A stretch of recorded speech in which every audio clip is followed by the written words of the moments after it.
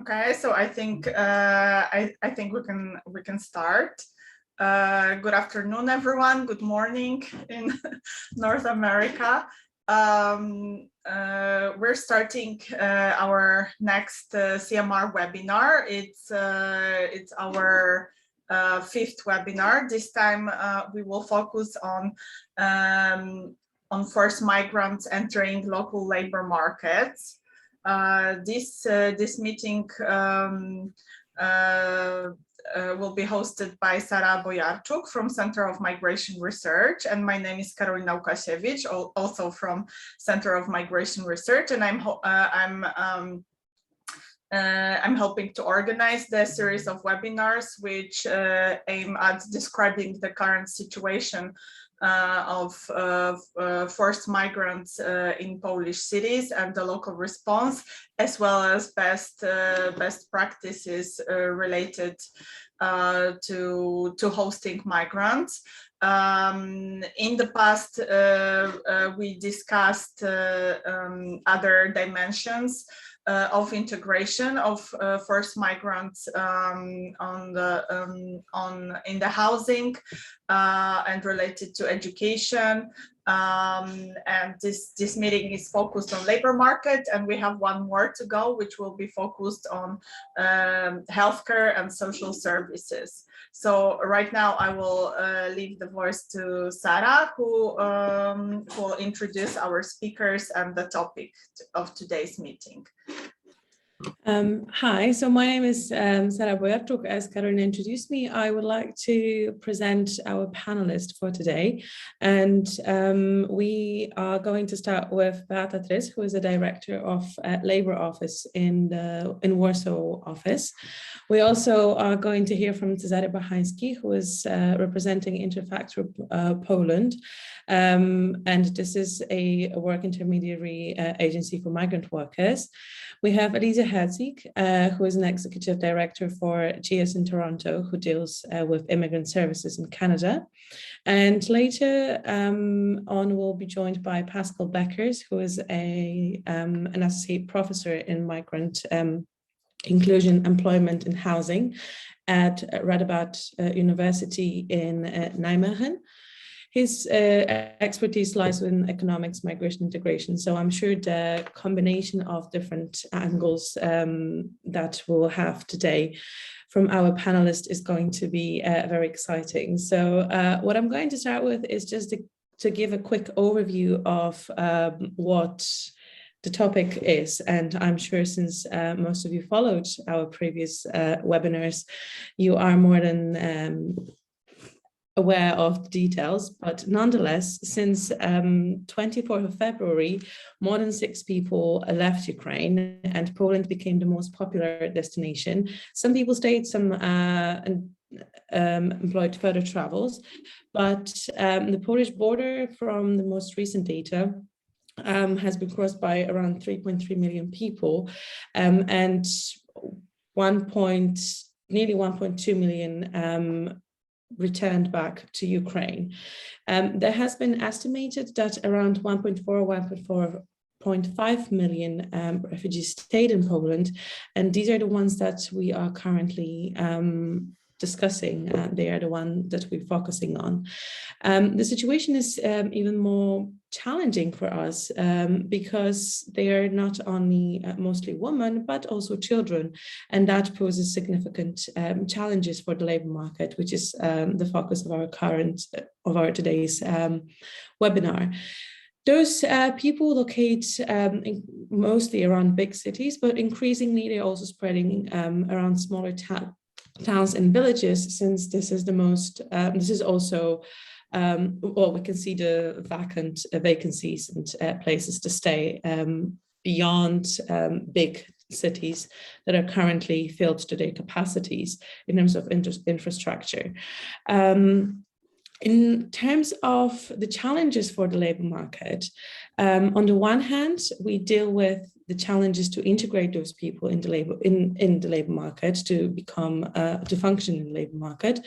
But on the other, Polish economy has its needs, and as we well know, Poland needs workers to fill the jobs that were not filled for many years. The challenge is, however, that those people are mostly women, so we focus on feminized professions, whereas currently until February, Ukrainian migration was characterized mostly by male migration. So we have a little bit of a mismatch in terms of who we had and who we need. So therefore, to some extent, those demographics of people who came to Poland are incompatible with the needs of the labor market. And this is what we're going to hopefully discuss as well. That raises a significant implication for the sectors such as agriculture, healthcare, education services, and many more, which again, I hope will be addressed at some point during the discussion today. Unfortunately, the other side of this phenomenon is the fact that it gives perfect conditions for the grey and informal economy to flourish, including informal labor market that allows not only for the unfair players to emerge and exploit those people who are already vulnerable, but also pertains illegal and unfair behavior from the employers, which we also increasingly witness. Additionally to which, there is growing, well, the rise of the negative attitudes and discriminatory behaviors towards people who come from Ukraine, both in terms of direct practices as well as indirect from other co-workers and employers.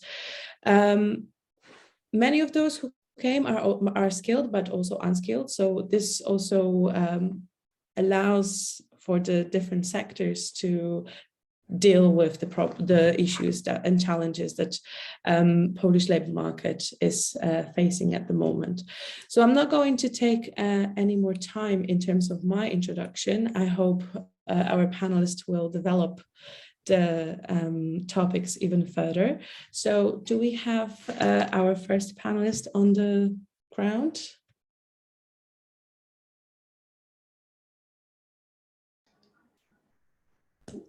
Yes, maybe I think that we should be first. Okay, so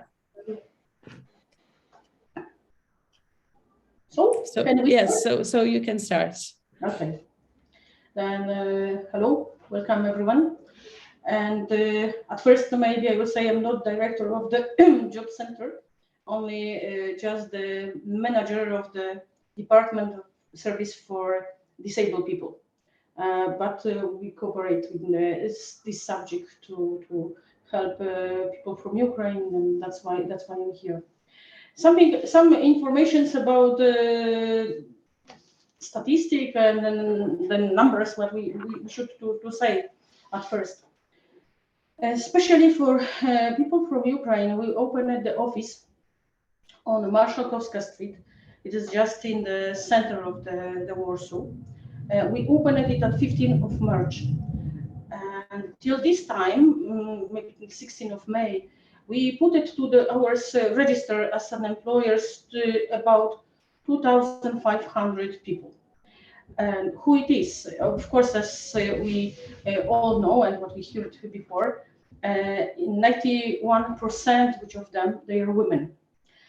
And 58% declared that they have the higher degree, and 32% informed that they speak Polish. And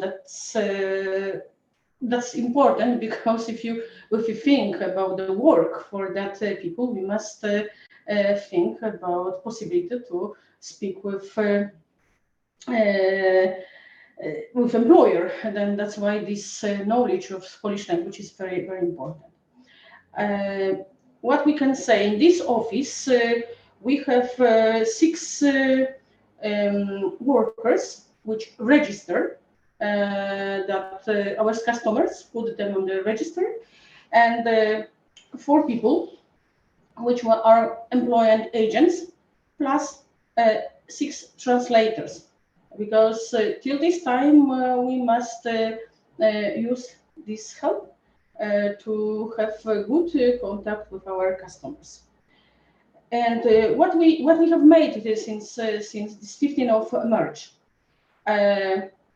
we started to cooperate very close with employers, with companies, with organizations of employers, with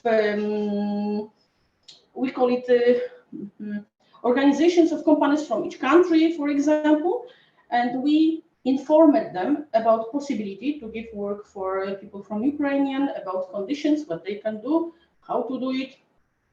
In the end, we received till this week about 2,400 job offers, and we can say that after this number of offers, we don't have very high a number of people which decided to cancel their register as an employer, because we had information about 250 people which decided to cancel register in our office, and 100, maybe 150 informed us about taking of job. That's what we have in the statistic. We try to inform our customers about all job offers, about all possibilities of help, and we organized 2,200 contacts with our Ukrainian customers. I talk about telephones, mails, SMSs, just with the information about job offers. That's what we have made. We all time, as I said, cooperate with the employers, and we, of course, cooperate with the companies which inform in the internet about job offers. For example, Glassfield's websites. We have a few partners which with us inform about job offers. I think that that's what we can say about the statistic, the numbers of the what we have now in our office. I started to talk about this, that the language is so important, and for us the first step to help people to start work here, it is possibility to use Polish language. That's why we organized trainings for with Polish language. We have planned for 500 people, and we start with that trainings in the end of May. At 30 or 31st of May, we should have first days of that training, and we are just in this moment collecting people which would like to use this possibility to talk to go to this training. Maybe something about this, how our office work. The Vitaly, which works in the office on Marszałkowska, he can say a few words just how it is in this office. Okay, thank you. Also need to say that the main problem of the Ukrainian people for refugees is that they don't know enough well Polish language. Generally, they can understand, but they're very hard to answer for some questions, explain what they need, what they want in Polish language. So I think that this course of Polish language is a crucial, very important in this stage. And I hope so, and I believe that after this course, the amount of the people which taking a job will increase twice or maybe 3 times more than we have at that moment. Because at current situation, the people which find the job is very high qualification specialists with the English language, or just it's very simple job like cleaning or something like this, where language not necessary. I also need to say that another problem which we have, and we can observe in this situation in our jobs center, is that mothers which came to work with the children, they couldn't start work with a full-time job because they need to organize the children time in the morning, follow with them to the school or children garden, then back home. So very often they just have this, like a border with the time, half part-time job or something like this. And this is not so easy to have the deal with the employers according also this hours of possibility of refugees from Ukraine. Another problem is that we have many offers for men for jobs, and that the men who leave the Ukraine, it's almost people elders after the 60, and they haven't so good physical condition to start the worker in a building or just high heavy working job, or what to expect from the general from the men. Also important information, I need to say that the people have the problem, and we try to help them, give the information also about the place they can spend the night, accommodation, I mean, because when they, in the first weeks after the war, the start, they find the place in private people, in hotels or in another place, which was also have some extra funds. But at the moment we see that all this place is full, or the budget is end. Yes, and they need to change the place of living. And this is also the next problem. What the people, they very often look at the job with the place of living, with the flat, with the room, something like this. And generally, to say that the people in the east of Ukraine, they are still before the war also work many factories. Then the people very often have the job and the accommodation, and they then start the job. They know they have their place where to live, and they can continue this job for many years. And they expect also the same when they came to Poland. So maybe I think that this is the main problems at that moment. So this is the language, the first, the second. This is the time, the schedule for the ladies, for the women's. We really organize the children time, daily life, and the accommodation at that moment. When we talk about the language, maybe we should say that since the beginning of this work in that office in Marszałkowska, we started to translate on all informations on Ukrainian language. Then all job offers, all documents are prepared just in Ukrainian language, and it helps, I suppose, to all that people to find important information, and to even to prepare documents, or to organize the everything what is connected with administration. One thing what is very important in this, that we cooperate with different NGOs or offices or administration, just to change information or help. For example, from my point, it is information for disabled people from Ukraine which come to here. We try to have information for them, where they can find help with this accommodation. We have info from example from Warszawskie Centrum Pomocy Rodzinie. There also a center help to family, which have the places for accommodation. Then it is something what we can inform too, or any NGOs which offer help to people from Ukraine too. From the offices of social help, then something what is the most important in this moment, it is the fluent change of information, to have the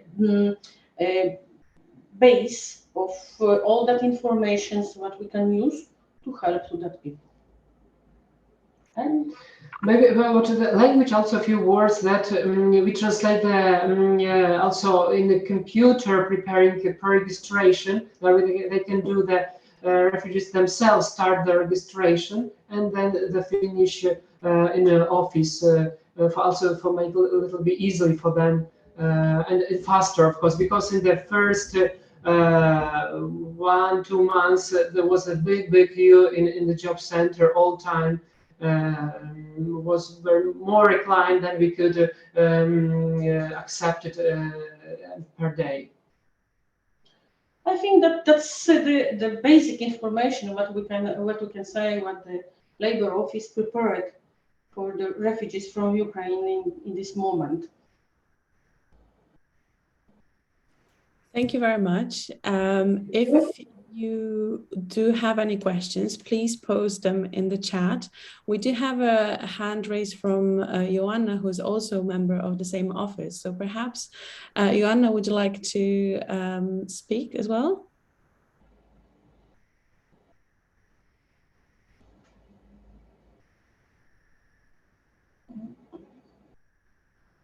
No. Let's see. And we will try to on the chat. We will try to answer on all questions, but we will collect all the questions towards the end, and we'll have a good, long enough session for all the Q&As. So perhaps we can come back to Joanna later without further ado, and then I would like to invite our second speaker, Cezary Bachański. Do you see me? Probably. I hope yes. We can see you and hear you. So. Oh, okay. That's fine. 1 second. So, because I have some small notes. Okay. First of all, I would like to thank you for the invitation. I hope that is not the last one. Let's say I can have a little bit different point of view because I work with foreigners in Poland from over 5 years. Also, I am an entrepreneur in these fields. So I will say more from the practice side because I'm facing foreigners from this time, yes, and I'm not like in public institution, just private and entrepreneur. When you look into stats, you will see that only 100,000 women from Ukraine which came to Poland with refugee status is already employed. From numbers which we have in media, is not so huge amount. I remember when I was starting, and I had many speeches with entrepreneurs, and okay, they were aware because of war, but also they had this time hope to improve number of workers in their companies. So it was after 24th of February, it was, and when the ladies, there was a lot of refugees, ladies came to Poland, they had a lot of hopes that they're gonna improve their employment in the companies, but the reality is a little bit different because women with a small child is not exactly this what we need on our labor market. And I had a lot of when this crisis was started, I had a lot of talks with the entrepreneurs, and mostly it was like this: Mr. Cezary, I will not need your workers, now I will have women from Ukraine. The true and reality is that who wants to work will work. It's simple and obvious. Problem is totally different, mainly is the economy, and those women are not exactly this what we need. Could you imagine, for example, small lady which carry, for example, 30 kg brick on the construction field? Sorry, I'm very open for the gender equality, but my imagination is not so wide. So from the beginning of the war, around 100,000 up to 200,000 Ukrainians, because we don't have the confirmed amount of the people, men come back to their homeland to fight for their country. At the beginning, the construction companies had so many inquiries, for example, to my company, about workers for construction. But when you see in the first quarter of 2022, that number of new flats which were sold, it's 40% less than in last year in first quarter. So the big problem is at the moment economy, because we have over 12% of inflation, and this is a very huge problem. And this is what we are facing as entrepreneurs, because if you have good environment to do business, you have good environment to employ people. It's simply and obvious, yes. So companies in Poland, they had a lot of hopes at the beginning. Now they are trying to employ as much as possible in the companies, but it's not so easy in this kind of not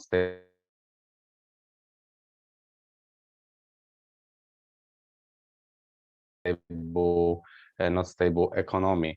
And I think this is the bar for the entrepreneurs. Stable economy, because without stable economy you cannot build nothing stable, yes. So first of all, we should, because a lot of time we have a question when we talk each other, and also in some other level, what should do government for those people, for those refugees. Maybe it will be not a popular sentence what I can tell, but in my opinion it's better when the government do nothing. But mostly now they must do something to stabilize inflation and economic crisis which is going on. So I think that's all. I think that's all from my side, and I think that just this economy is the most important at the moment, and on this should focus government, not on some social programs or some other things, because the free market and the entrepreneurs, they can give the job to those people. So that's all from my side. Thank you. Thank you very much. So perhaps I should move on to our third speaker. Elisa, would you like to turn your camera on and join us? Great, thank you very much. It's a delight to be here today. Dziękuję bardzo. I'm really happy to be here. I won't throw in that much more Polish because I pretty much can just ask you for chocolate and some milk. But thank you very much. My name is Elise Herzig. I am the executive director of an organization called JIAS Toronto, Jewish Immigrant Aid Services. We've been around for 100 years, so I can share in my talk today what is actually similar today than 100 years ago and what has really changed for the labor market. And I'm going to give you the Canadian perspective, although I do think that there could be lessons learned for any country that is dealing with migrants, and especially people who are leaving a war situation. JIAS Toronto is an immigrant agency that settles and welcomes immigrants and refugees. Most of our funding comes from the federal government, a little bit from the provincial government, some from the Jewish community, and then the rest of the money we have from donors and grants. We help anybody who is an immigrant or refugee to Canada. And we also have a very special status, which is that we have what's called the ability to privately sponsor refugees. And it's a program that Canada started over 40 years ago. It's pretty renowned, and it's been copied by other countries, but this ability to privately sponsor refugees has made us very aware and understanding of the needs that refugees have. And as my mother used to say, how you do one thing is how you do everything. When we work with refugees, we can't ignore the lessons learned and not apply it to other populations. And when we work with our regular immigrants that come in under work permits or work visas or permanent residence, we also apply those lessons to the refugees. Today's situation is a very unique situation. Nobody expected the war in Ukraine to last as long as it has. We're seeing a large population of single parents responsible for children. The refugees that are coming to Poland and to other countries did not have the time and or ability to sell cars, sell product, sell their goods, make sure they had enough money, do a plan of what they were going to do to integrate.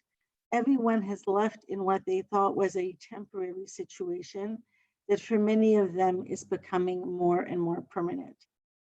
Most of the inquiries that we get about helping people come to Canada actually originate in Canada. They're Ukrainians who have already arrived. The second largest population are Ukrainians who are based in Poland. And what we're seeing is when events in the war get worse and that they realize that the situation is not as stable, they start to look for alternatives. And Canada has opened up a new program for Ukrainians that they can come to the country as with a temporary work permit. And as the government keeps on adding more benefits to the program, we get more and more interest. So let's talk about employers, let's talk about the clients, and let's talk about what we do. As the first speaker mentioned, having language skills is a huge difference in being able to have power and control in terms of looking for a job. For many of the people that we're seeing right now, they are not looking for the permanent job that uses all of their skills. They're looking for what I call survival jobs that allow them to earn money while they are in a situation and they're trying to recalibrate their lives. The work we do to settle immigrants, we find actually takes between a year and 5 years. And why is that? In the initial first 2 years that we see clients, they're just trying to get things in order, stabilize their family, get schooling in place for their children, get some Canadian work experience, try out an area that they want to live in, and hopefully be able to move towards their dream job. I don't know what it's like in Poland, but I can tell you that immigrants and refugees are paid significantly less than Canadians with Canadian work experience. And from the employer's point of view, if you have a job out there that you cannot fill right now in Poland with Polish workers, you cannot make the assumption that Ukrainians are going to run to do that job if it's not paid well, it's not safe, and it doesn't have flexibility. The one thing that we have seen post-COVID in Canada for employees is this is an employee's market, not an employer's market. When I graduated university, and I'm not going to tell you when that was, there was an unwritten rule. Even if you did not like your job, you had to stay in that job for at least 2 to 3 years to show that you weren't going to jump from job to jobs. Employers were looking for loyalty. They want to know if they invested in you, you are not going to leave right away. I can tell you as an employer, it is very common for young people to leave jobs in less than a year or after a year. And so when you're thinking about this population that does not have security of housing, does not have security of schooling for their children, and they may not have security in terms of childcare, many of these individuals are looking right now for a temporary job to try and stabilize and then looking for their more dream job. So what JIAS does is we offer English language skills. That's a formal course that's paid for by the federal government. It is absolutely free for the newcomers, and it's language instruction for newcomer Canadians. And where that differs from going to an English school is we actually use the opportunity in the classroom to educate newcomers about the values of Canada. We use that opportunity to teach them basic life skills. At the same time, we offer, and we have childcare for people who need childcare, which allows the new Canadian to actually get the supports they need to further educate themselves, because we know that then they'll be able to be more resilient and more self-reliant. We also offer a series of programs for our clients. Some of them are pretty consistent and they haven't changed in the last 30 years. The content may have changed a little, but we teach people about how to orient themselves in Canada, what they need to do to become a Canadian citizen. We'll teach them about their rights as a tenant, but what they have to respect from the landlord's point of view. For example, we have clients that come to Canada and they don't realize that they are responsible for content insurance for their apartment. And if there is a robbery or a fire, the landlord has not protected them. We offer courses called conversation cafes, which are opportunities for one-on-one or two Canadians to spend some time talking to two newcomers, and they get to build a sense of community. When our clients get out of that survival mode, they know they have shelter, they know they have a safe income stream, they know that their kids are okay, that's when they can start to imagine a better future. For an employer's point of view, who's trying to attract employees that are talented, and I can tell you, there is a global competition for talent today, because we learned with COVID, not all of our employees physically have to be in our offices. I can talk, buy talent, somebody in a different time zone, depending on the job. It may make my cost cheaper. It may be more effective for me. And so how you treat your employees and your understanding of their needs becomes even more important. We also saw with COVID that there were many jobs that were underpaid, that were at high risk. And so newcomers coming to Canada while they're desperate for work, they're not necessarily running to be in a job that puts them at a high risk. For example, a PSW worker, if they're the only parent that's here for a child and they have no backup in place.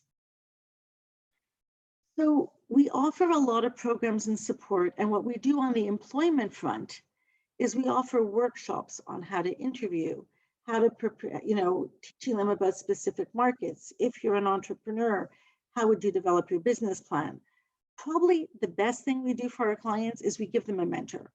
We try and match them with people in their field so they can learn about what that field is like in Canada and what is needed.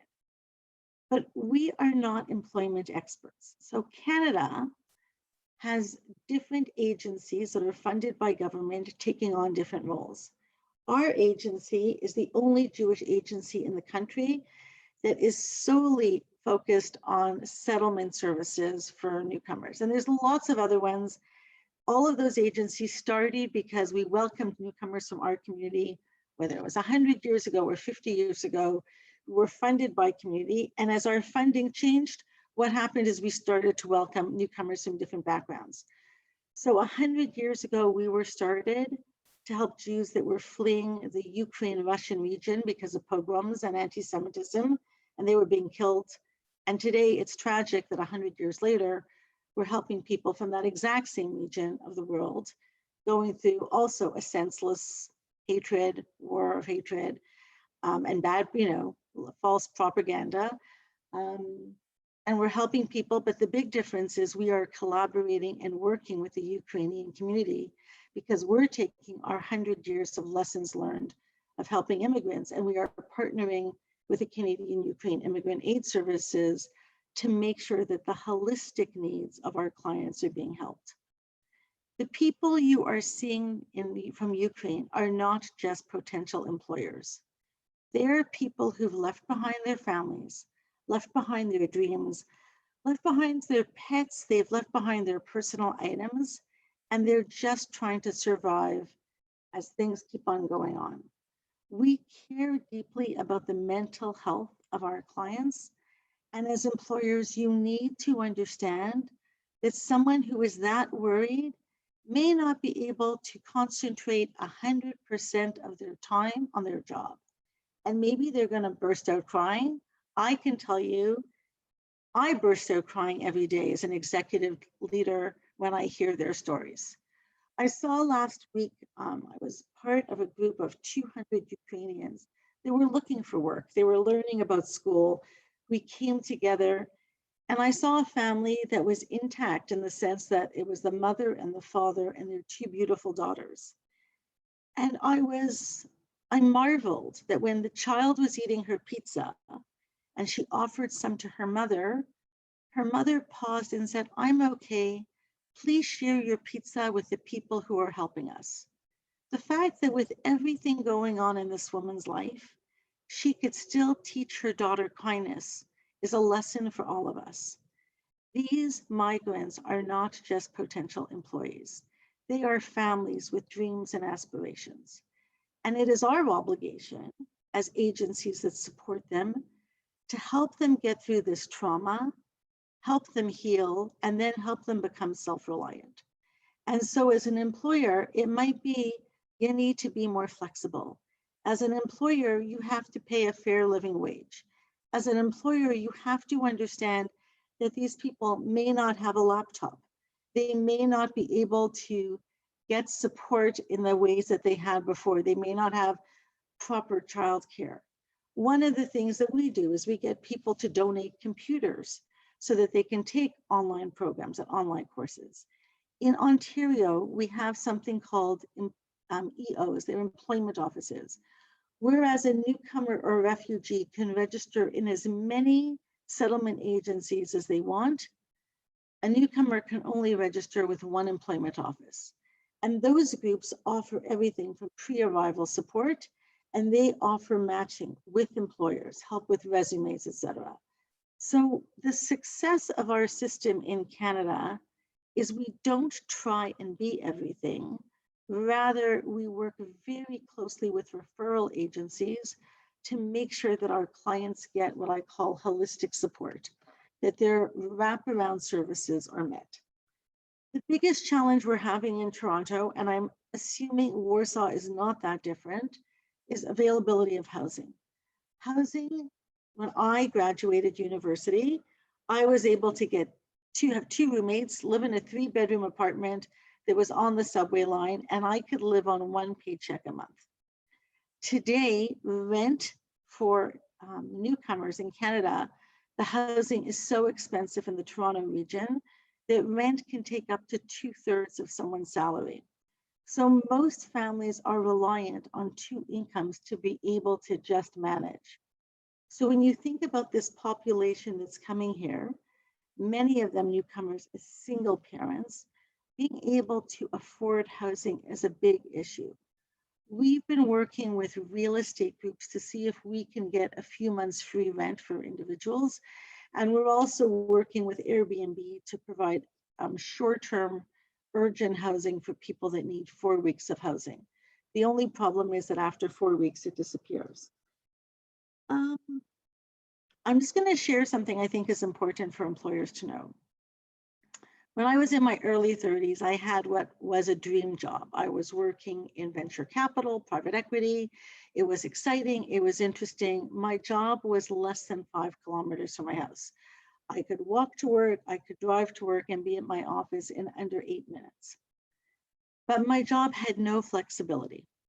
I had to be in the office at exact times, and I didn't have the flexibility to have time off as I needed it as a young mother. I got offered a job that required me to drive 151 kilometers a day.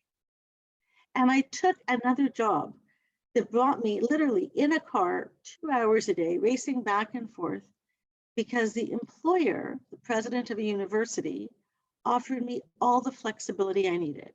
It did not have set hours. I didn't have to work on Fridays. If I had to work from home, it was understood. Now, this was before COVID. I stayed in that job for 14 years because the employer trusted me.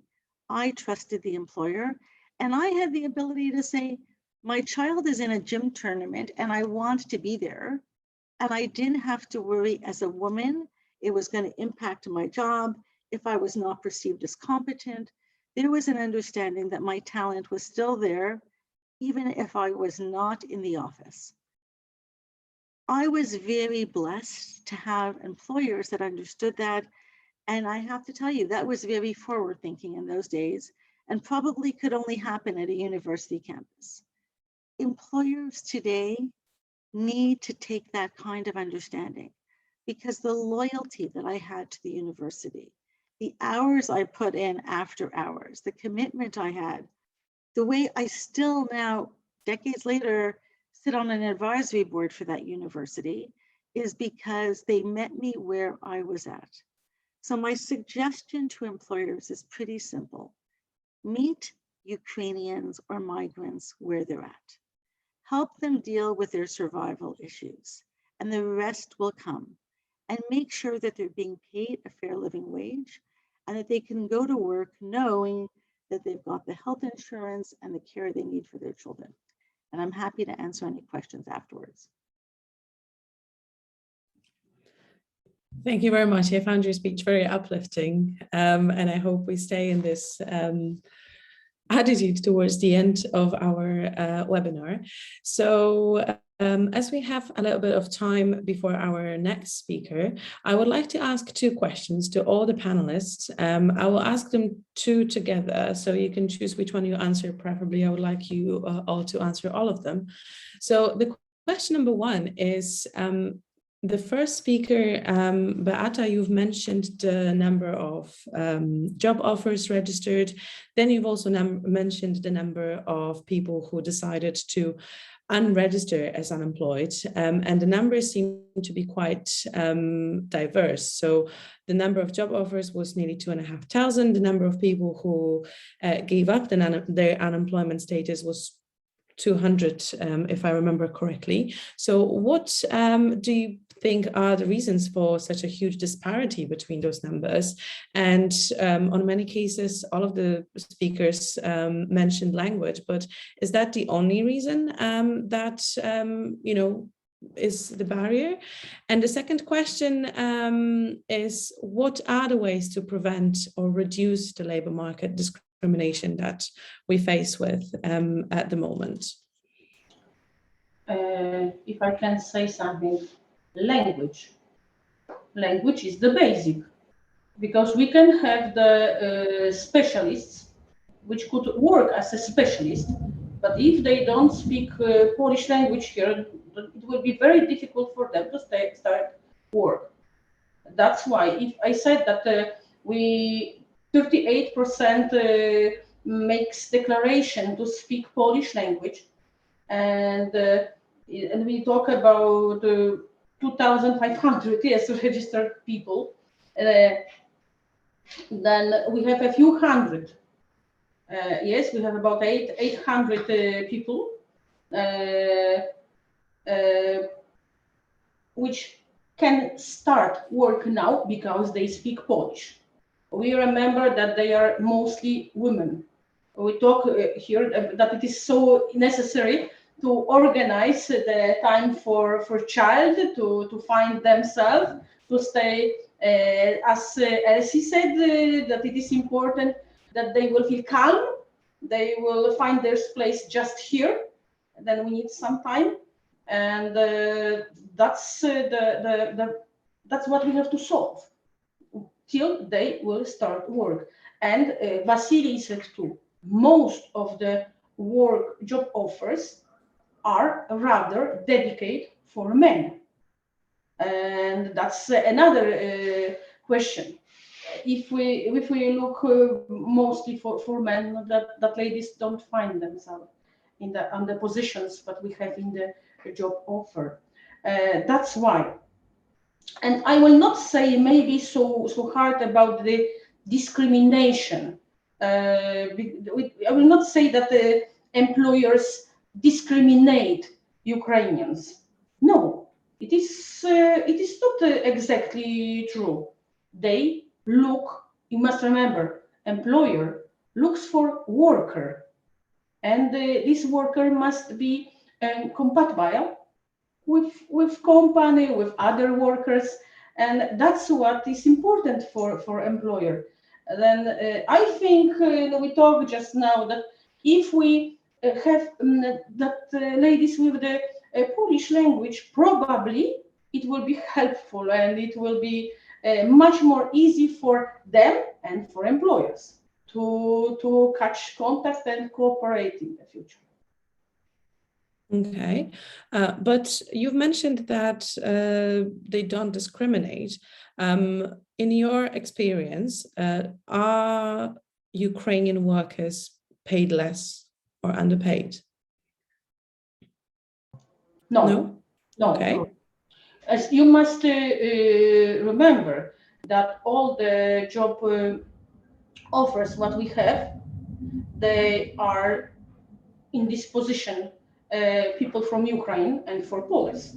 It is the same. This is not something else for which of them. Then that's why we cannot talk about discrimination. They have the same amount per hour in this job current in this open information. So just couldn't change this, or it's applicate the Polish or Ukrainian. So it will be the same. Okay. Is that it? We can't hear you. Okay, I would like to say something according to Mir's Beata, because in labor office, mostly there are job offers which are from employers. For example, if they are foreigners, just to get, for example, to get the information that they can employ foreigner. Most of the job offers in the labor office, they are not real. They are not like a market. What I would like to explain you. If you are employer, mostly you look for a worker by online, or you have researcher, or you have some person who is responsible for this. Companies nowadays, they start put serious offers, good offers to labor offices and public institutions, because they can get easily, but not maybe easy, but they use other ways to find a worker than labor office. This is the most important, what I would like to say. Most of offers which put employers to labor office are not good, and we have to say it loud. That's all. Then Elise? if I can, I will answer you. Yes, in this time which we talk about, since 15th of March till 16th of May, we have information that the employers gave work for 14,550 Ukrainians, and this is the info. Simply the maybe, as you said, they find them on another way, not exactly maybe here, but it doesn't mean that they don't give the work for Ukrainians. No. You didn't understand me well. They give work for Ukrainians. Just I would like to say that if you have some statistics from some stats from the labor office, they cannot say all true or what is going on the market, because if you see from like 2 or 3 years, it's very huge demand for each companies which are focused on looking for new workers. This is what is from last 3 years. I can pipe in. I Elise, just want to yes. give some perspective. What we find is that most positions are not publicly posted. Most positions, when you're looking for work, are through networking.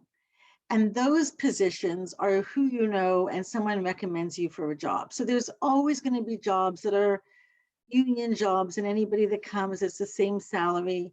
Where it differs is whether or not they count your experience. And very often when someone wants to get experience and just break into a market, we know that our immigrants are paid anywhere from 8 to 40% less for positions than somebody who came from a Canadian background. We also know that from the immigrants that we're seeing that are capable of working, over 30% of them have 2 university degrees. Most of the people coming to Canada have at least a high school degree, if not another degree. So we've got a highly educated workforce coming to Canada, at least the ones on our program. I can't speak to the, incredible role that Poland has played in taking so many refugees, and really it's truly admirable. But the people coming to Canada are not looking for the jobs being posted at the meat packing plant that we can't fill right now with Canadians. And so what happens, as I said earlier, is if you don't speak the language, if you don't have the right things in place, many people take what I call the survival job on their way to their job of choice. So what can Poland do to get these people able to work and stay in the workforce, these women? One is create easy ways for them to learn English while their kids are in school. If Polish is going to be like when you play poker, you have to pay the ante to be in the game. If Polish is the ante to be in the games, in the job market. What can the Polish government do to make learning Polish really accessible? And what I mean by that is, could you offer courses in the evening when kids are asleep? Could they be online? Could you create conversation circles where Polish women or families integrate together with Ukrainians so they can learn the cultures, they can learn about jobs that are not being posted? Except for one position in my entire career, none of the jobs I've ever applied for were posted, you know, and I found out all about the jobs, not because I was looking for them, but because someone phoned me and said, Elise, this is a job I think you would be good for. And it's the same thing with newcomers. Somebody may know about a position that opened up in their company. Somebody may know a friend who's looking for someone. That's how we find most people get a foot in the door. What happens in Canada, unfortunately, are some employers abuse it and they say, well, we'll give you an internship. So you're not paid, or you're not paid as much, because we're going to give you amazing Canadian experience. Well, that doesn't help a single parent who's trying to raise 2 children and has to buy clothing and shoes and boots and food and pay for rent. I think what we're going to see, at least in Canada, are new models emerging. Families will not be able to necessarily live in a single domicile by themselves. I can see families partnering up so they become extended families so they can share rent and share expenses and share childcare. I think we've got to be really creative about this. And what we can benefit from COVID is we know we can teach people online. It may not be as effective. It may not give a sense of community, but it works. So an idea for Poland would be offer the courses at different hours, but also offer conversation circles where people can get a sense of community and connect with other newcomers, because that might give them actually the support they need for childcare, for sharing housing, etc. Okay, so I would like to agree with you that language is important, but as was said before, a lot of those women which came to Poland, they have higher education and probably they speak English. And in a lot of global corporations which are already in Poland, the language of communication is English. So if somebody is educated, have some experience, work experience, and knows language, so it's easier for them to get the work. English, in some cases, if you have some special skills, is enough. But I agree with you, Polish, it will help from some other people, yes. But we, in our discussion, even from like 2-3 months in Poland when the crisis started, we haven't talked about this, that in corporations and big companies, English is like language which they use normally, yes, and you don't need to have Polish citizenship, or you don't need to speak Polish. Okay, thank you very much. For now, I will put the discussion on hold. We'll come back to it. We have our last speaker present already. So Pascal, welcome. And without further ado, I have already introduced you. Okay. So I will just leave the floor to you. Thank you very much. Can you hear me well? Yes, we can. Okay, that's great. So it's a great pleasure that I've been invited to join this this group here on a very important discussion, of course, and very, very timely matter, labor market facilitation of this large group of forced migrants in Poland. I've been asked to share some experiences with you that we have gathered the last couple of years on research projects across the European Union, focusing on facilitating labor market entry for forced migrants, and particularly this is of course a different group. It's beneficiaries of international protection, but I think the kind of the policy recommendations that are coming out from these projects are quite relevant also for this particular situation that Poland is facing at this point. So We can perhaps reflect a bit on in the discussion afterwards. So I'll just share some of those insights with you, and I'll see if I can share my camera. Should work. Can you see the presentation? Yes, we can. You can see it. Okay, great. This is the content of the conversation, and I'm also the research director of the university-wide network we have here in the Netherlands at Radboud University on migrant inclusion studies. So in case you're interested in this, just check it out, and I'm sure the slides will be made available as well, so you can just have them at your disposal afterwards. Actually, it's interesting. I just came in a bit late, but it's interesting to see some of the issues that I've just caught during the last few minutes coming back here. So some of the prime issues of concern that and this is a study that has been implemented by Eurocities across European cities, and they've been asking policy officials, what are the major issues, barriers to labor market integration of refugees and asylum seekers. And really clearly these issues that have been discussed, language issues here, language skills are really the prime concern, why this matching of potentials and labor market vacancies are not working well, but also more broadly education skills and professional experiences. I mean, different education systems, different qualifications are a concern. If you're specialized in a certain field in Ukraine and you're coming to Poland, unless this is practical work, you cannot simply find an employment that is suitable for the skills that you're bringing. Legal status, I think this plays a bit less in the Polish situation, because I think there has been an agreement that there is no entry barriers to labor market participation. Is that correct, or is it? So this particular group can work immediately, right? So it's different than, of course, than beneficiaries of international protection, who often have to wait for a long time to actually be able to enter the labor market. But also, I think often complex administrative procedures to not only grant legal status, but also actually explaining, what the position is that this group is actually working or able to seek employment as well. Perhaps in the Polish case now, this is less relevant. However, the information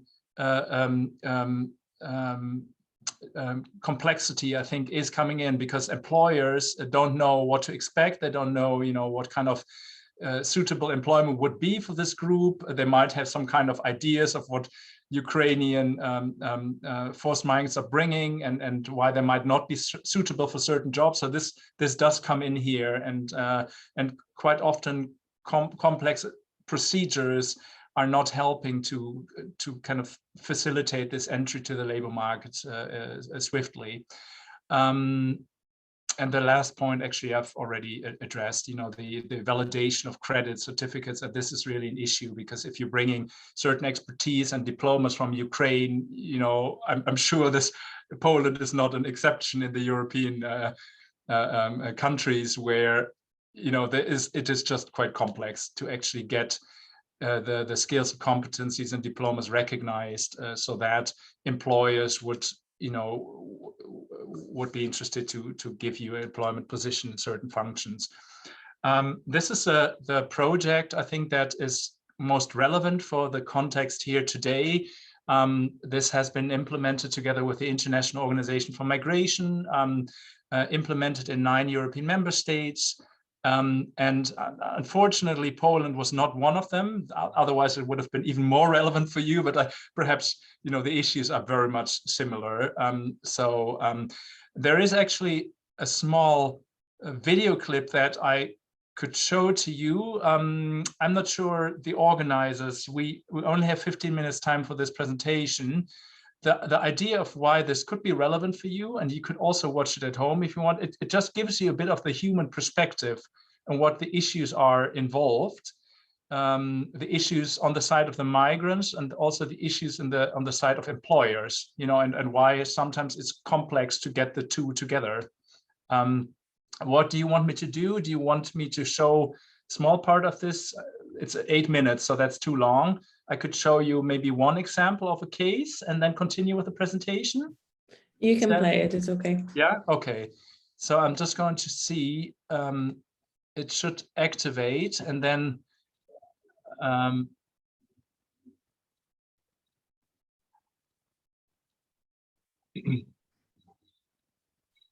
I think we can try to play it through our website, Eva from CMR. Okay. Do you want to try to play it? We'll try. Yes, I can try. Okay. If it doesn't work, I can do it as well. But I think the trick is I need to stop share and then share again, because otherwise you don't hear it. Okay. Do you see my screen now?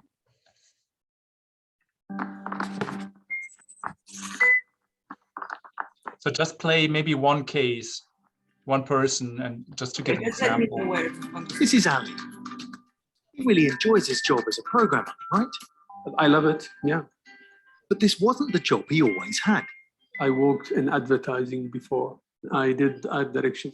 But who could guess anyway that a war is gonna break out and things are going to change? Ali fled from Syria. 3 years ago, he came as an asylum seeker to the Netherlands. But finding a job in the Netherlands as an advertiser was difficult for Ali. So he followed a 3-month course in computer programming and shifted his career focus. And this is Niels, the founder of the company Fonk, where Ali works. He's really happy that he hired Ali because finding really good people is difficult in this world, especially good people, but also fitting our DNA. Ali started out at Fonk as a volunteer. That sounds like a no-risk method to find new talent for you, Niels. No, that's not true. Even a volunteer takes effort for our people to train him. So it's always risk because you put hours in it, which you can also put in other stuff. And it's not risk, it's all about investment and about learning. So even if it didn't work, it was a learning process and then you get something from it. And that investment into Ali worked out positively. But Niels, didn't it matter to you that Ali's only relevant training was a 3-month course in computer programming? In this world, it's all about learning skills, not about the skills you possess. So I rather have people who can learn really fast and are open for that than really people who are stuck. Like Ali, there are many motivated and skilled refugees in Europe who are enthusiastic toward working and building their careers. And there are many companies that are looking for skilled staff. Say hi to Ilnaz. She starts each day. Helemaal vrolijk. Ik heb zin in om naar mijn werk te gaan. Ik ben blij dat ik een onderdeel ben van een geweldige team. Ilnaz came as a teenager to the Netherlands. Together with her mother and sisters, she fled from Iran. After finishing high school, she studied to become a lawyer, but finding a job turned out to be difficult. Honderden sollicitatiebrieven gestuurd. Op een gegeven moment ben ik gestopt met sollicitatiebrieven en ik ben gaan netwerken. Ik kende niet zo heel veel mensen uit het bedrijfsleven of mensen die aan het werk zijn.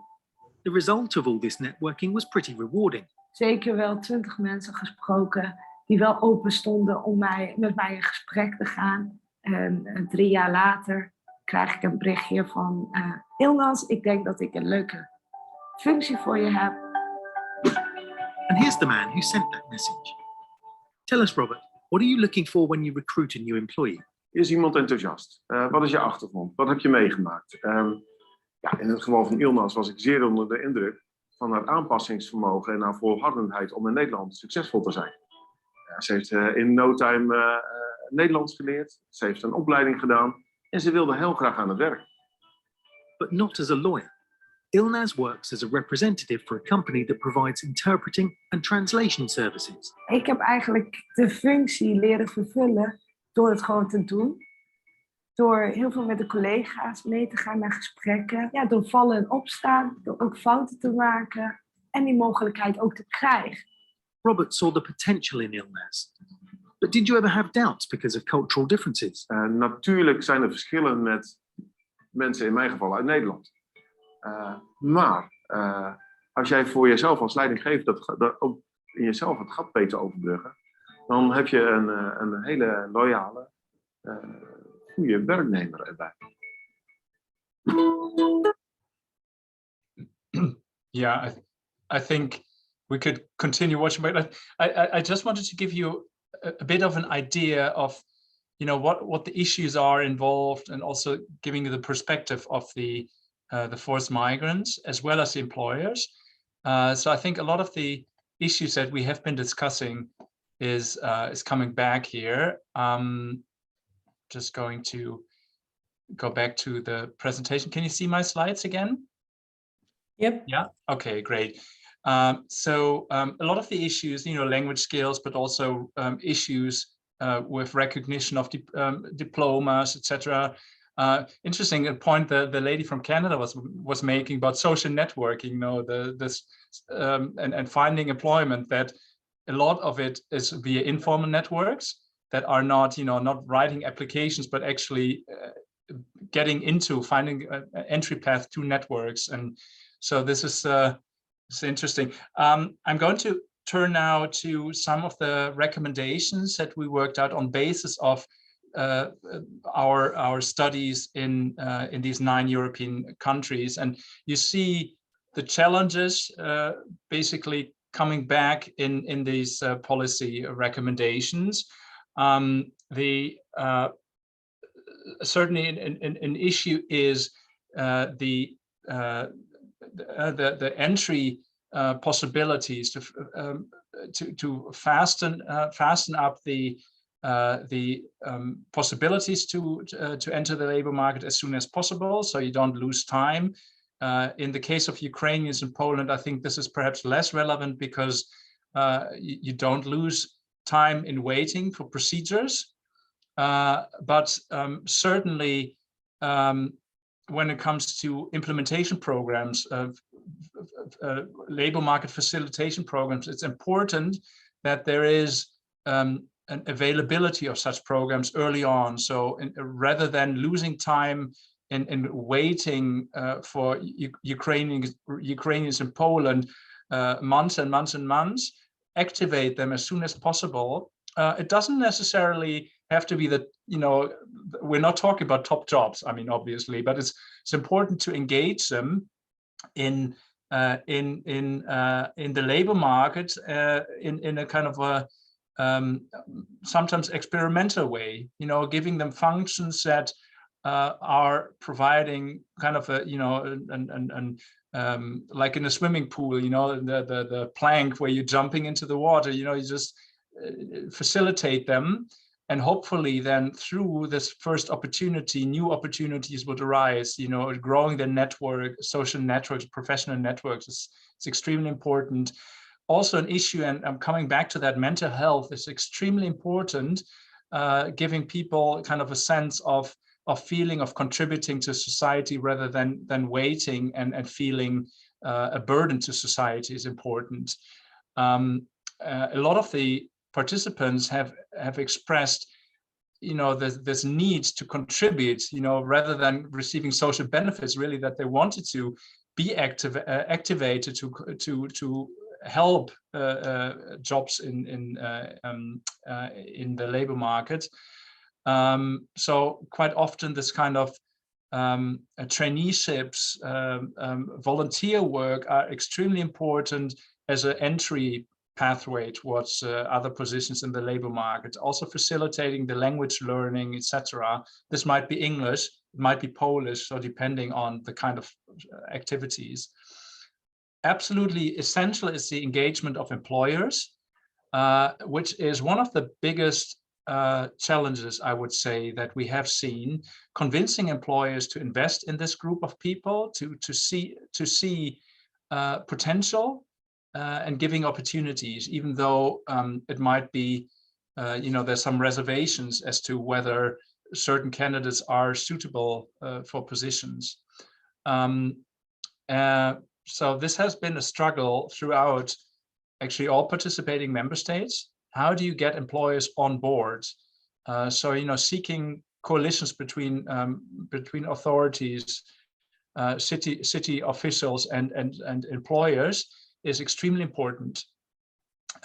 Some of the countries, we have kind of platforms that have been created of employers who are willing to contribute to this. And then you could, as a policymaker, you could facilitate these portals. You can have activities, matchmaking events, etc., to help in this regard. Assessing qualifications, work experience, and skills, different pilot projects in Europe, facilitating basically the assessment. There's certain portfolio methods that actually the European Commission is now promoting as well, where giving migrants the opportunity to basically portray their relevant experiences that are more encompassing than the regular CVs, you know, where you show what diplomas you have, because for these individuals, the formal qualifications are less relevant. So this is, they're interesting examples in this regard. Civil society plays an extremely important role, and I'm sure, I mean, this is what just looking at the situation of Poland from the Netherlands, this is what I'm seeing. All engagement from civil society initiatives are absolutely tremendous, and the role that they can play in connecting the newcomers with opportunities also in labor market entry are tremendous in a situation that policymakers are, you know, obviously finding difficulties to provide services for this huge group of people that is there, but also policy officials collaborating with civil society is really a way forward, trying to see how civil society can be supported and in the task to support the newcomers, you know, where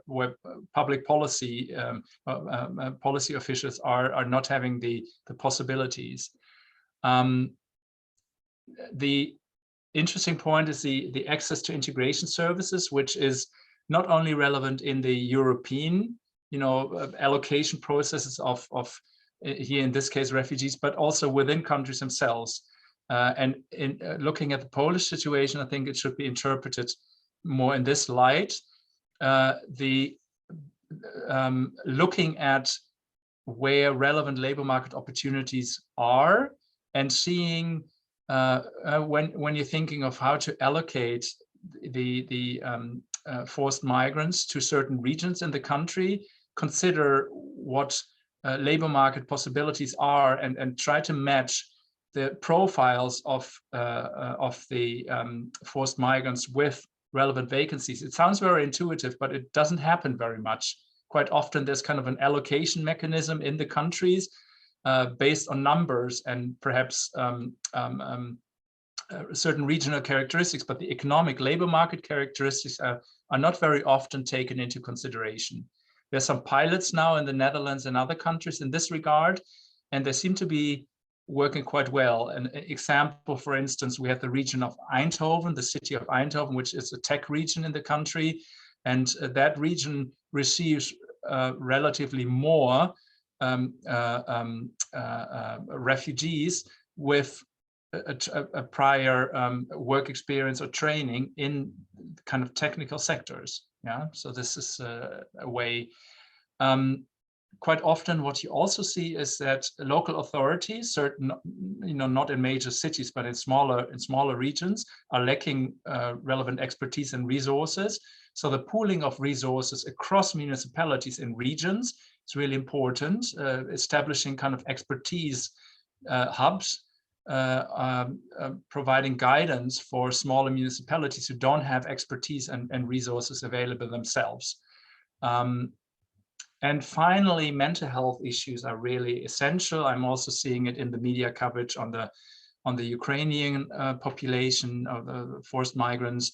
Mental health concerns are really substantive, and in many cases detrimental also for labor market entry. So the many issues, of course, and traumatizing events that have taken place, and quite often the issue of mental health is neglected, or it's not seen adequately, and thus not there quite often inadequate policy responses for that. So there are not very many programs supporting mental health conditions, guidance, counseling. A lot of emphasis is on finding employment, training, but we should not forget that, you know, activating this group in many cases only possible once this kind of basic mental health condition has been safeguarded. And I'm not saying that one needs to be mental health. It's not that people need to receive mental health support before anything else can happen, but it should be an element in programs going along other dimensions of integration. So I would say, concluding, you know, we've seen a number of principal barriers to labor market integration. Some of these barriers that I've been presenting from European projects are less relevant for the Ukrainian group, but many of them, language issues, also mental health, etc., employer challenges and getting employees on board are also, I'm sure, I also playing in the Polish situation at this point. The need to move quickly, you know, and not lose time, but really rather go provide policy initiatives that might not be ideal, but that might be better than not providing anything and just, you know, letting people wait. So the activation of this group is really important, even though it's not, you know, job possibilities, but anything into that direction, you know, enhancing the professional social networks, so having events, training activities, maybe internships, you know, this kind of things. And I think the willingness of this group is quite high. So don't underestimate people's acceptance of you know, accepting jobs that are perhaps not the ideal match with what they've been doing before. I think I keep it here. If you want to read some more details, there are two publications that you might find inspiring. So the policy guidelines that I've been selecting from are on the left-hand side, the guidelines for designing the policies. And you might find inspiration as well in the success stories that have been published. So, and the film that we saw a moment ago is also based on some of the examples that we find in here. And again, if you're interested in connecting to us in the Netherlands, our migrant inclusion network, you're always, of course, invited to check out our newsletter as well. We're also having a summer school, so if you're interested in that, getting some more expertise on migrant inclusion issues, and you can join us in the Netherlands in the summer as well, if you don't have holiday plans at that point as well. So thank you very much for your attention. I'm looking forward to a lively discussion as well. Thank you very much, Pascal, and thank you very much all the other speakers as well. So at the moment, just to remind you, for our audience, if you'd like to ask a question, please post it in the chat. For now, we have two questions.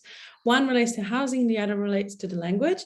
I will ask them separately because since they're quite broad areas, and of course, they are directed to all the panelists.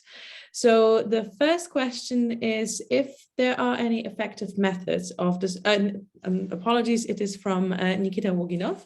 If there is any effective methods of discouraging immigrants from agreeing to predatory terms in exchange for housing, such as servitude, abusive labor conditions within the house, or any worse circumstances.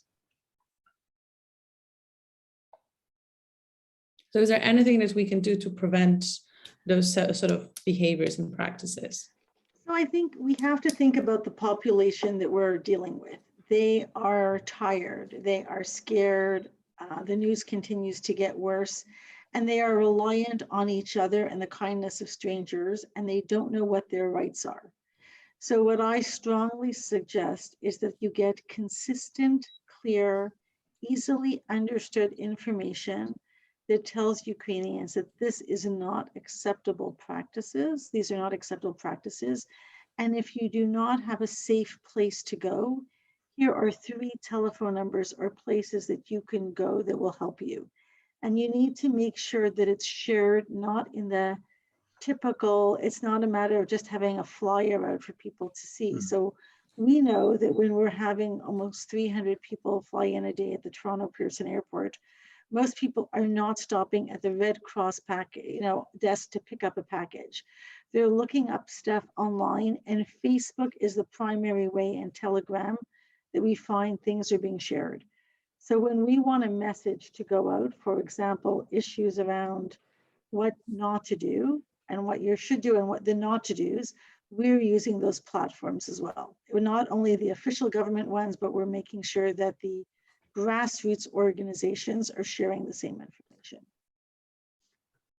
Thank you very much, Beata. Yeah, so from our experience, sorry.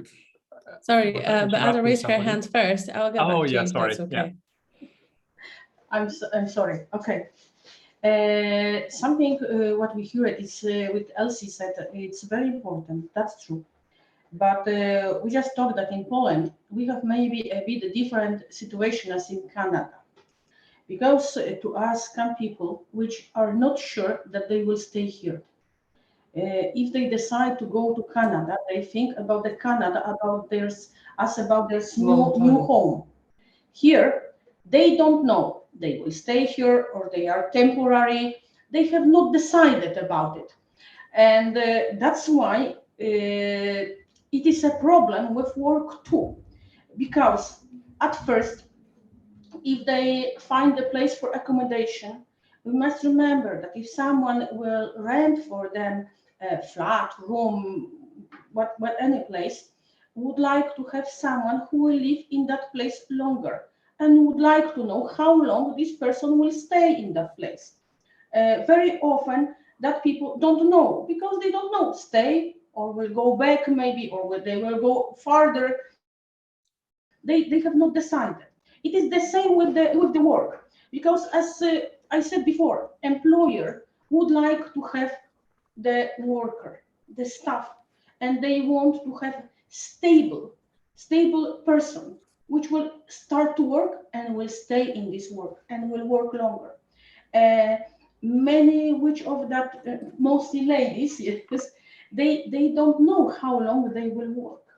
Maybe 1 month, maybe half a year, maybe 3 years, maybe 2 weeks. They cannot guarantee these two. That's why this situation between that people and the rest of the world, how to say, I mean accommodation, the employers, is very unstable. And it is very difficult to say that if we will, what we can do to make them more sure that they can start to work, because they don't know it. And something else, what we see in this situation, for example, that people find accommodation and they start to work on a legal way, without the legal employment. Why? Because it is easier, and both sides are not so obligated by any agreement. Many ladies, for example, decide to stay as someone who will care about baby or about older person, and in the end they stay in the how to say house there's employer. For example, older family, older couple decide to take, I don't know, lady with child, and they give her a flat and money, and she cares about them. But usually it is the work without agreement. This is illegal employment, and we have these situations too. It is the situation. That's what we just talked here. Then these people are not so sure what they want to do and what they will do in the short time, and that's why it is more difficult. Thank you, Pascal. Yeah, this is very recognizable, these issues that Beata and Vitaly, you're raising, this uncertainty. Many employers are having reservations because of this uncertainty. Investing in people is also, in the video clip we've seen, it's a risk that you take as an employer. And most employers, unless in the public sector, they want to have return on the investments of the time. So they do want to know how long somebody will be around. What we do see is that employers are willing to experiment with internships, this kind of temporary forms of employment, to see if the forced migrants are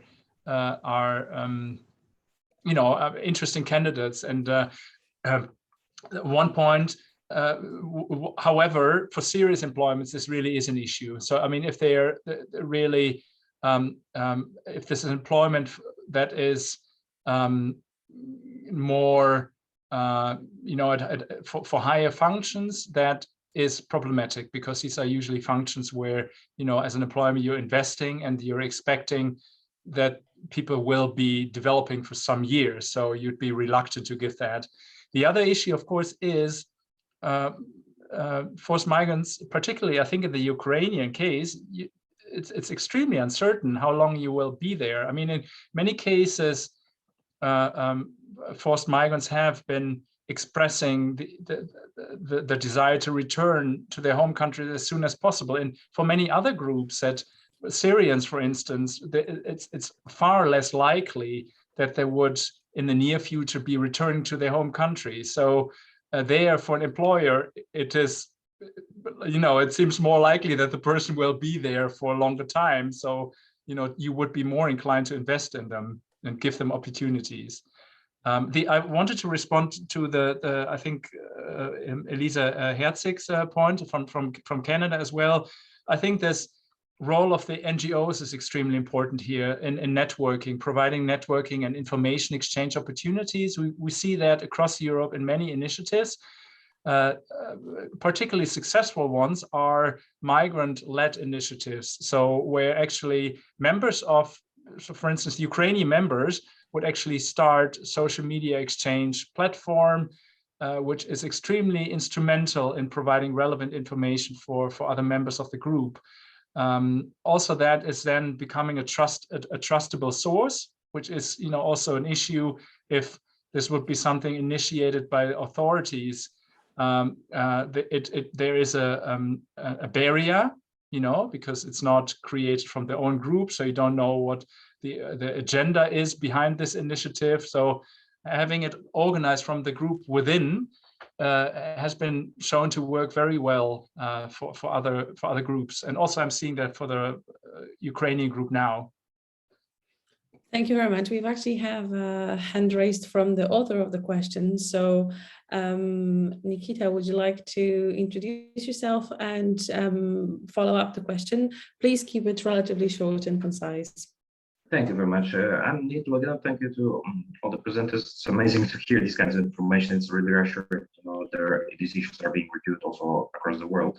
I work as a citizen advisor, mostly legal advice according to the immigrants, because I have the fortunate capability to actually speak Russian language. So many Ukrainians come to us to aid, consult things in terms of the legal stay, legality of work.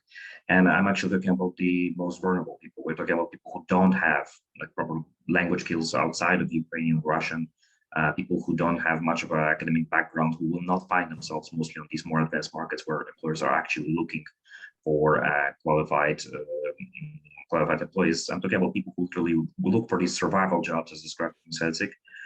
These people are extremely vulnerable to basically sweetened deals. So basically, yes, you can live with me, but you'll care for my older parent for free. Yes, we'll provide you shelter, food, but you will actually, take out our dogs or take care for our children, usually without pay.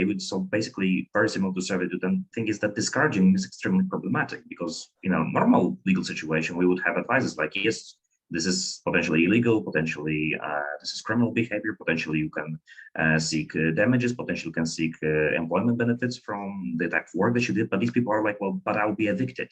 And the only temporary price of stay is the temporary residence provided by the government. I don't want to sleep in a gymnasium or at the school. I want to have this bed, and I will rather suffer abuse, sometimes very dangerous forms of abuse, because I don't know how long it will be. And with time, these things become more and more normalized. So I'm looking for actually, maybe practical efforts. How could these people be rescued in situations? Because housing market is really terrible here as well. It's pretty much impossible for these people to find a proper governmental housing, only temporary ones, which are, as again, rather destitute. And these people are not willing to give up comfortable situation, given that they run from a crisis for just being in the legally proper way. They would rather, again, suffer, and this can lead to a really critical situations. So maybe to just end on my question, is there any way to actually maybe encourage these people to suffer a little bit more with these temporary conditions rather than to see them fall into these predatory mechanisms? We have people who basically give all that they have to their employers just so they're not fired, even though it's not much of a problem finding another job, just because they'll lose their house, they're afraid they'll lose everything, they'll not be able to get their money, which is not paid oftentimes. There's problems with wages not being paid. It's a complex issue, I know, but basically, is there any way that I can give them the argument that this will not get better? They don't want to listen to me because they believe it's temporary.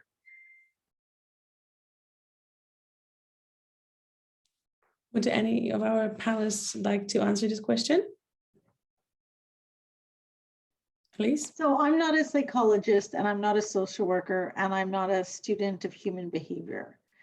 But I do think there is something exceptionally unhealthy of telling people they should stay in a situation until it gets worse.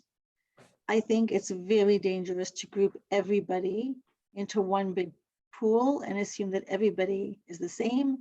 Everyone has the same capacity. Everyone has the same limits of what they will endure.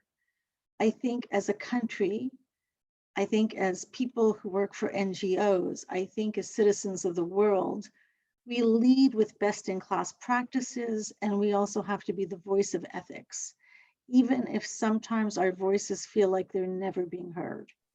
And so there needs to be ways that people know what their rights are, and they need to be accessible, and they need to be safe places. In Canada, like many other countries in the world, we have grassroots organization offering to host Ukrainians. The individuals, most of them I think are good people, but they've not been trained of how to live with people going through trauma. They don't know what they're getting into, and oftentimes it's an unhealthy situation for both the host and the family that's living with them. And yet, it's very easy for a host to say, you have to leave. Where is that mother supposed to go? Where is that teenager supposed to go? And this, unfortunately, is a world where sick people can be predators, and we need to make sure that we create every possible barrier and we create safe pathways for people. There are over 80 million displaced people in the world. Next month on June 20th is World Refugee Day. The number of displaced refugees that we have seen come from Ukraine in a 12-week period is unimaginable, yet it's happening. But as nations of the world, we are not coming together to make sure that we have the safe havens that we need. I am a proud Canadian. My father came to this country as a refugee in 1952 as a Holocaust survivor. Every one of the children from the generation from my father, my cousins, my brother, all of us have done work, including my father, who sat on the board of HIAS in the States to help immigrants have a better life and realize their dreams. But that's not enough. We need to make sure that there's safe ways that they can get help. It needs to be clear.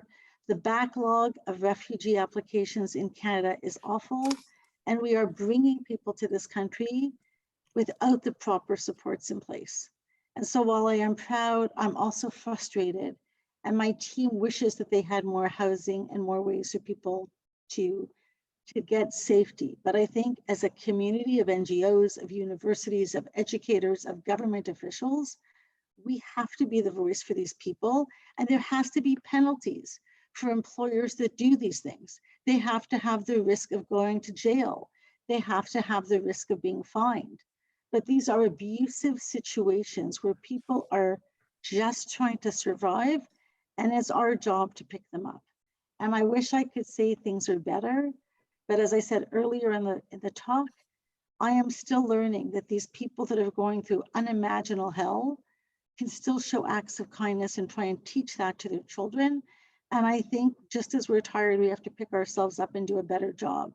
So even though I'm not in certain areas in my practice of work, call my funders and ask them how much I am advocating and trying to speak up for the right of our clients, because someone has to. And if you're in a position of privilege or influence, this is where you have to use it. Thank you. Joanna Sosnowska.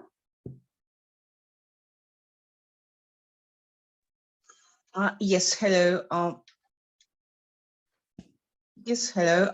So maybe continuing the discussion, this is why city of Warsaw is telling that Ukrainians that are in our soil are our guests.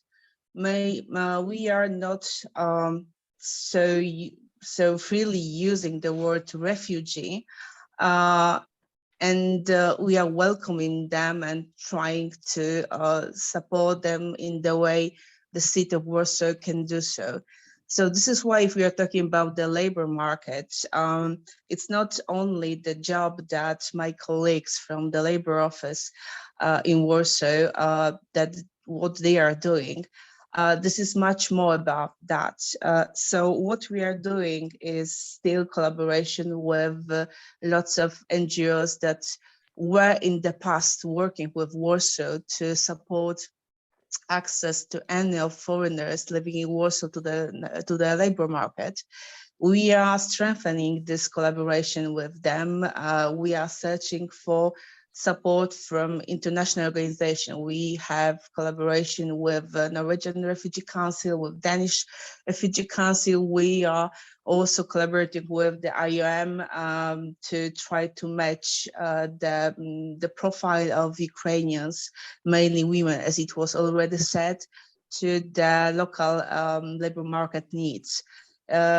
My colleagues already said that there is a problem with the equivalence of the needs of the labor market to the profile of migrants, guests from Ukraine.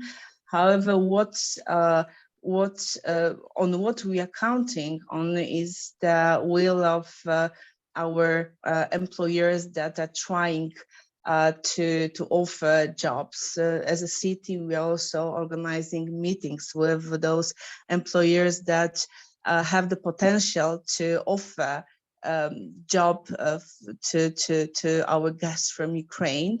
And from the fact that our invitation is accepted, so we hope the security of job will last longer. Another issue, I know that insecurity in this in those times is a fact, and maybe this insecurity will not let all the employers to offer jobs to our guests from Ukraine. However, the situation may change within the next few months, so we have to prepare ourselves for that. Please be aware that according to statistical data in Poland, when we are talking about the crossing points between Poland and Ukraine, Lately, we have proved that more Ukrainians are leaving Poland than coming in, and this is a trend that is confirmed. This is not. This is the situation that brings us to the point that we don't know what will happen next. So also, Ukrainians are not knowing what will happen next, and maybe they are going back to Ukraine just to verify what the situation on ground is. And within the next few months, they will decide whether to stay there in Ukraine or come back to Poland, for example. For sure, we will know with more certainty in August, September, when the new school year will start, and we will this time knew how many Ukrainians are staying in Warsaw. So this is a huge. This will be a huge challenge for sure, because in accordance with our estimations, more than 700,000 people from Ukraine crossed Warsaw, so they were here. Right now, we are counting that the new Ukrainian migration is about 200 to 250,000 Ukrainians in Warsaw. Half of them are people are minor than 18, minors. So right now we have more or less 20,000 new pupils in Warsaw, in Warsawian schools. What will happen in September? Not know. But with all the children, there is also parents. So we will check what the numbers are. I think just to add some additional information, maybe more general to what my colleagues from the Labour Office were telling you. Maybe just one practice that in Warsaw that we are doing is not only I already mentioned the meetings with the employers, but also Warsaw is securing places for those guests from Ukraine, for those women with children to stay in one place and search for a job. So there are centers with access to the computer, to Wi-Fi, and a place to secure, to take care of a child for a few hours when a mother is searching for a job. So this is something what's going on board. This is an activity that was started because of the profile of the women that we are tackling with. There are some trainings for them also how to search for a job in Poland, in Warsaw, information where to search for a job. Warsaw and Labour Office, they are collaborating strongly with the online job centers. This is how we are trying to secure that the information is provided to migrants from guests from Ukraine.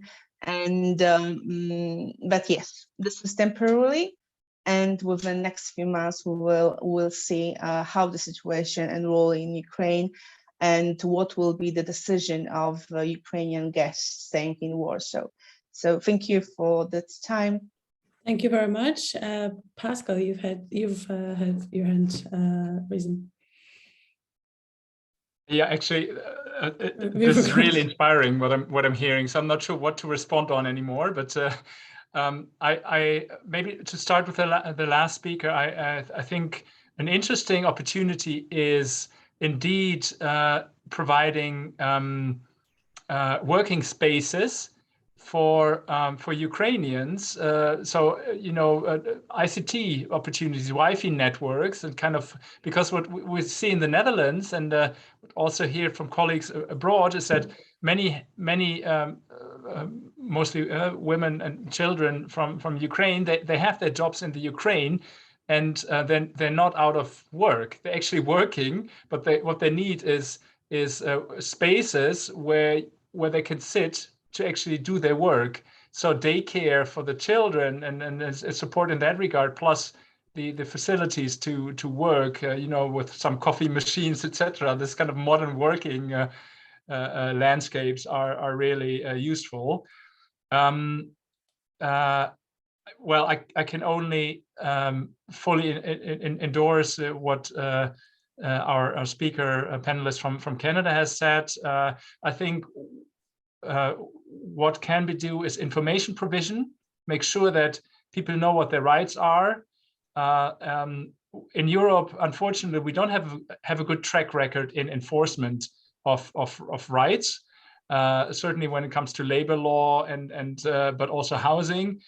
We do have a new European Labor Inspectorate now, which has just been installed, but even member states don't have a very good track record in enforcing, trying to go after abusive labor relations. Generally, it's known that the connection of housing and providing employment is creating all sorts of abusive situations. So that is always problematic. We see it also with European labor migrants, where there are all kinds of scandals going on now. But we're not very good in enforcing. So providing opportunities, alternative opportunities for housing, I see as a